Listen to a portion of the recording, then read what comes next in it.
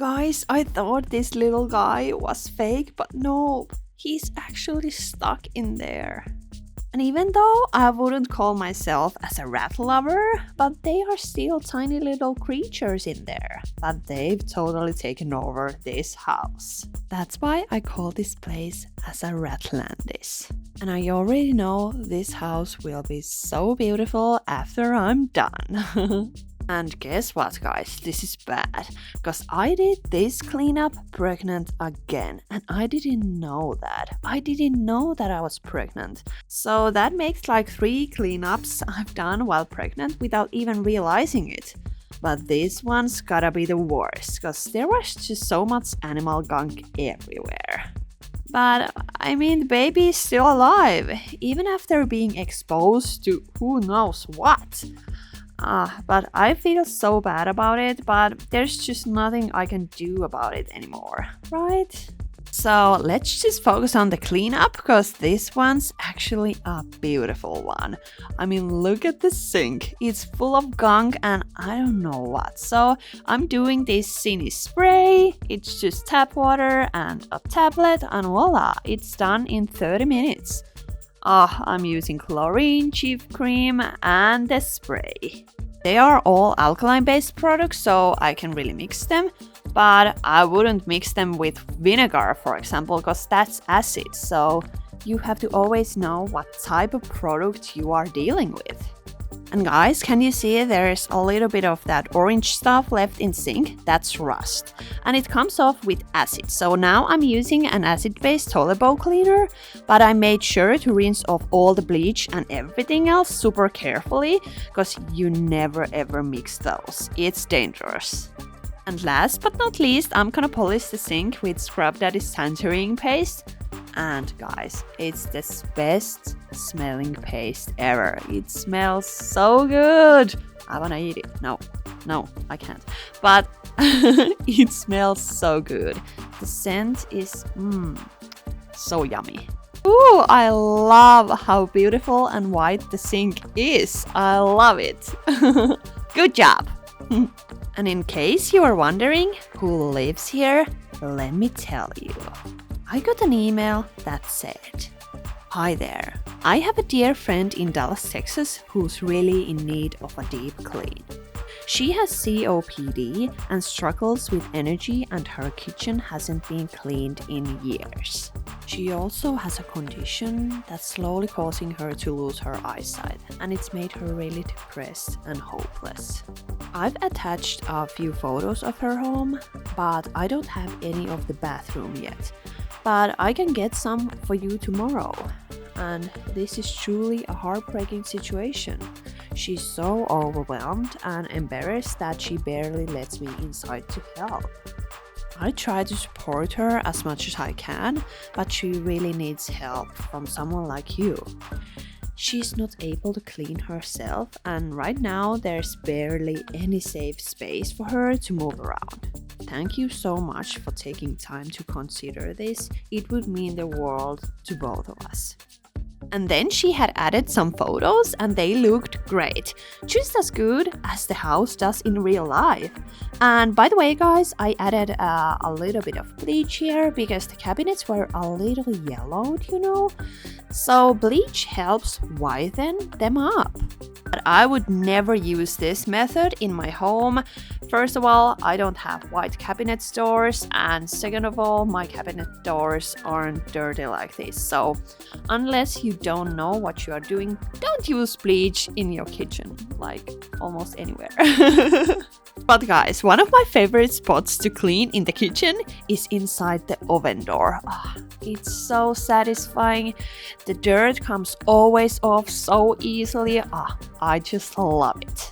Usually I don't have enough time to clean the oven from the inside, because I just try to do everything else first, and then if I have some extra time, then I'm like organizing cabinets, cleaning inside the oven, etc. Moving furniture and so on. Or the appliances. And the woman who actually lives here, she's currently in the hospital. So I didn't get to meet her. But that's totally fine because luckily her friend was able to come. The same friend who sent me the email. The lady told me through her friend that they used to celebrate Christmas and everything right here in this house. Now the lady feels so awful that her relatives don't visit anymore. And of course she doesn't want them to see the place like this. And at the same time her relatives probably don't want to come either. So it's a tricky situation.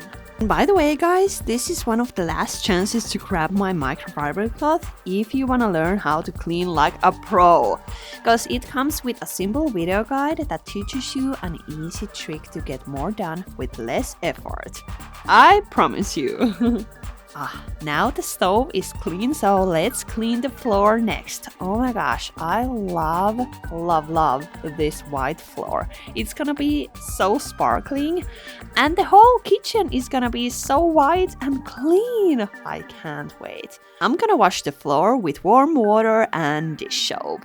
Yeah, Scrub Daddy's dish soap. I love this. And then, do you guys want to hear a little baby updates? So I had my first real ultrasound at the hospital where they check for any possible conditions. And they looked at the nuchal fold, I don't know, do I say it right? And the chance of Down syndrome. And I had done the blood test a week earlier, and during the ultrasound we saw the tiny baby again with a heartbeat. And wow, Dallas has really grown. That felt amazing. And the nuchal fold looked totally fine and nothing showed up in the blood work either, so I was so relieved.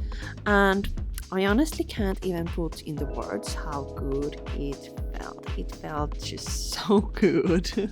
Oh wow, what a beautiful moldy thing you are. No idea what was that, maybe some rice. But yeah. Ooh, grapes! Oh my god. No, that's chicken. No, that was totally chicken. Amazing. Oh, and hey, I totally forgot to say, this was actually my first cleaning day. And as the evening went on, I started feeling kind of, not so great. So, I was getting a pee infection. And I'm not saying UTI here, because when I posted that on my Instagram, not everyone knew what it meant. So, pee infection, maybe everybody knows that. So, it wasn't too bad while I was still moving around, but once I stopped, the infection really hit me hard. It's so painful. I'm thinking about dying and stuff because I don't wanna live anymore. It's so painful. So it was around 9:30 when I stopped cleaning, and I then rushed to the urgent care because I started feeling so bad.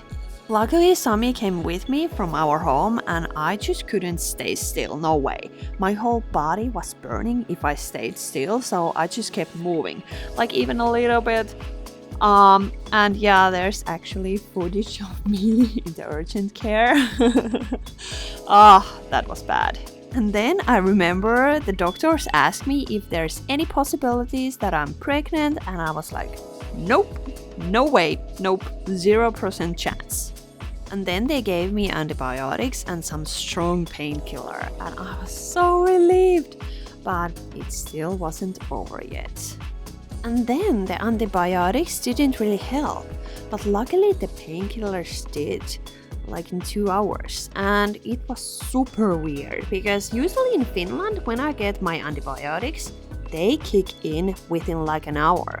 So I was really confused, but at least I was able to sleep thanks to the pain meds. And the next day though, I was in so much pain. I couldn't even get up to continue the cleaning. And my whole family was in Dallas with me, so they were like, do you need any help? And I was like, I don't know, maybe tomorrow if I'm able to clean, I don't know. So my granny was, I'm coming with you if you are able to clean. So the next day came.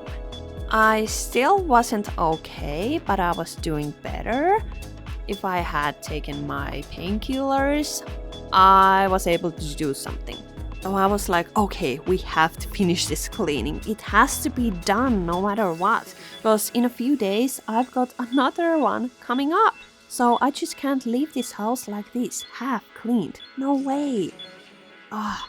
And guess what, guys? During the last cleaning, the cleaning before this, I actually got COVID in the middle of it. So I cleaned one whole day with a fever, and that was awful. The video of that is coming up pretty soon, so stay tuned. And then came this cleaning, and I was like, seriously? Are you serious? What unbelievably bad luck is this? But honestly, I didn't want to skip this one, so I told my grandma, so Granny, let's go. But the infection definitely wasn't over, not just yet. But luckily, my grandma helped me so much. It was so lovely to clean with her. But the symptoms didn't ease up at all, and the only thing that helped was this super strong painkiller that totally messed up with my head. So it wasn't like a normal painkiller at all, and I had to take it at least every 6 hours. So my head was spinning all the time.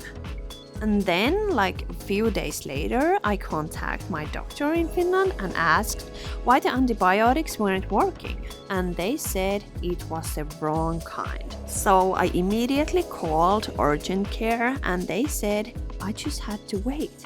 I was like, no way, I can't do this. And they said on the phone that I have to wait at least 7 days. And I was like, I'm not gonna do that. That's too long. No, I didn't say that. I was like, okay, are you sure? And they were like, yeah. Sometimes it just takes few days to work. But I just knew deep down it wasn't gonna work because I've had a lot of pee infections in my life. Like, I've tried tons of preventive meds and even hospital treatments because of it. So I really did know this one wasn't working. Even though I hadn't had any in years, because the treatments had been working. So, and it's been amazing. So now I knew I was in trouble. So it was day 3 and the doctors told me I should wait 4 more days. That was just such a horrible thought. I can't even explain you what I was feeling. So I called my doctor in Finland again and I was like, what the heck am I supposed to do? Like, why can't they just give me a new antibiotic already? It's not some complicated thing. And then my doctor told me, just go back there in person and show them that you really need this. So on the 4th day, I went back there and I begged, please, can you give me this antibiotic, please? And they said, yes, of course. And I was like, thank God you saved me. Like, literally. It helped right away. I was so happy and relieved. And the first time I went there, the treatment was super quick and I don't have anything to complain about it like that. And they couldn't know that the first antibiotic doesn't work, so it's not their fault. So I'm not like complaining or anything like that. I was just so happy and relieved that finally I had the right antibiotic. And it helped! But how does this all tie into the pregnancy? Well, I actually got pregnant right around this time. And the pee infection was because of it. So I basically kicked off my pregnancy with a 13-day round of antibiotics and painkillers. Yay! Like, could it get any worse? And right after that, I cleaned this rat house and who knows what else. But I'm so glad that the doctors were able to help me and that the healthcare system even works. And that we even have meds and painkillers. Because think about it, it really wasn't that long ago that none of this even existed. Like, there was no meds, no painkillers, nothing. So honestly, it's a good time to be alive. And we can treat physical pain nowadays. wash it away, but there's still a whole lot of mental pain in our society.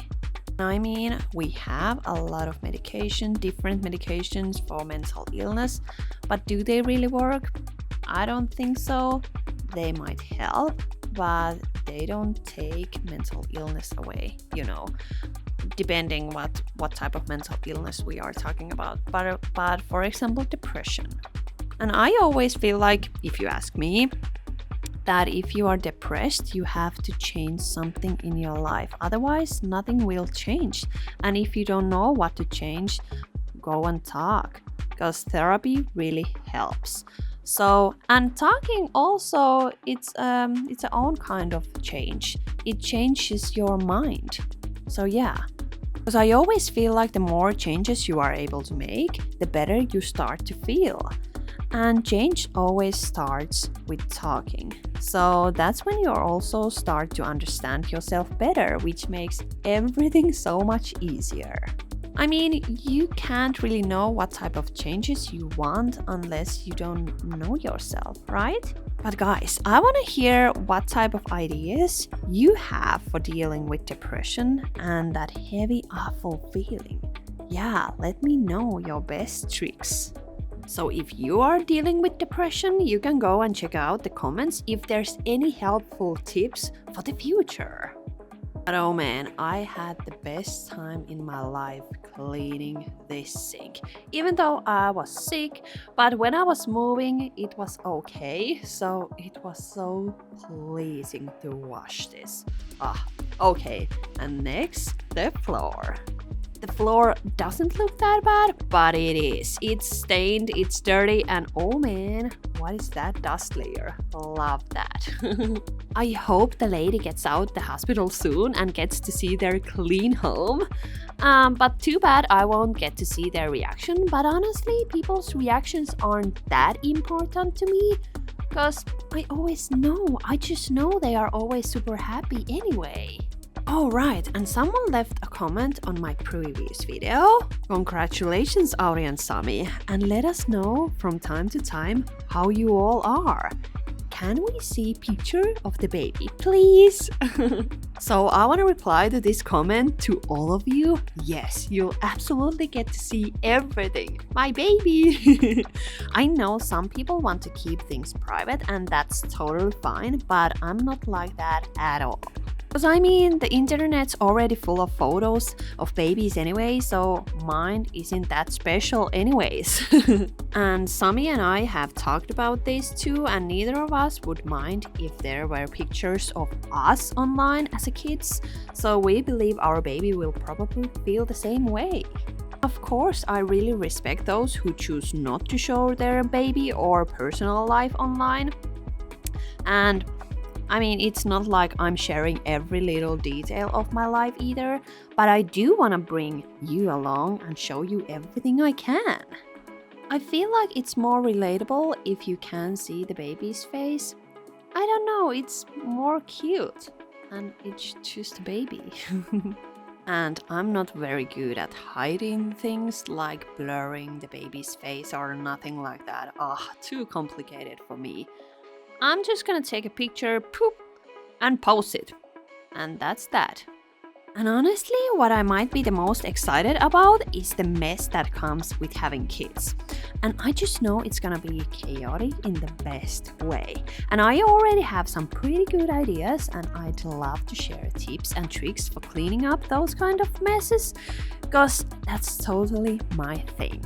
It's so funny when people are like, oh, there's gonna be so much mess after kids, so prepare yourself, you'll be cleaning 24/7 and blah blah blah blah blah. And I'm like, hey, I think I can deal with that.